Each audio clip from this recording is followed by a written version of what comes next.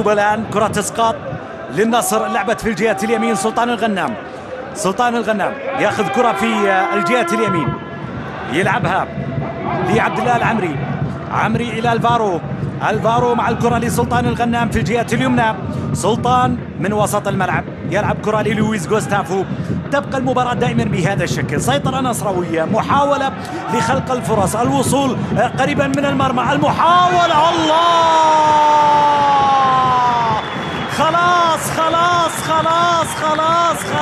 خلاص جابها حلال النشاب.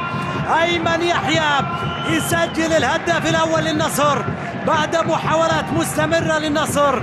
أيمن يحيى يسجل الهدف الأول لصالح النصر من قلب منطقة الجزاء ومن قلب اليردات الستة. دعا ربه ورب استجاب. الهدف الأول لأيمن يحيى. شوفوا الكرة مرة أخرى، سلطان الغنام لعب العرضية وبعدت، عادت لأيمن يحيى. أيمن يحيى سجل الهدف الأول للنصر. شوف العرضية من جديد، الإبعاد من مدافع العدالة، وجدت في طريقها المتابعة من أيمن يحيى. المتابعة يا جماعة. أيمن يحيى تابع الكرة اللي عادت من المدافعين، تمكن من تسجيلها في الشباك، وهدف نصراوي أول. كان بهذه الصورة وبهذا الشكل رودي غارسيا يطمئن على فريقه ومشوار فريقه في المباراة. الكرة انتهت في الشباك بواسطة أيمن يحيى.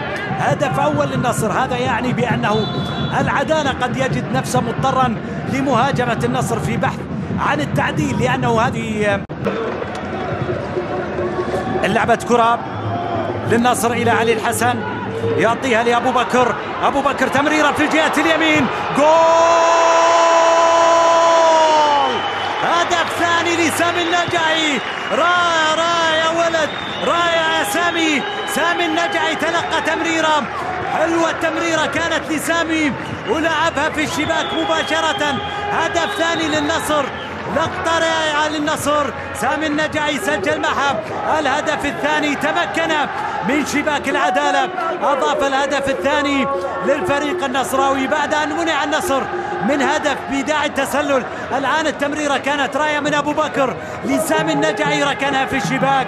هدف ثاني للنصر عبر سامي النجعي. النصر الآن ابتعد بهدفين، خلاص كل شيء يحسم مع هذه المباراة بالهدف الثاني الذي أضافه سامي النجعي النصر إلى دور ربع النهائي من كأس خادم الحرمين الشريفين.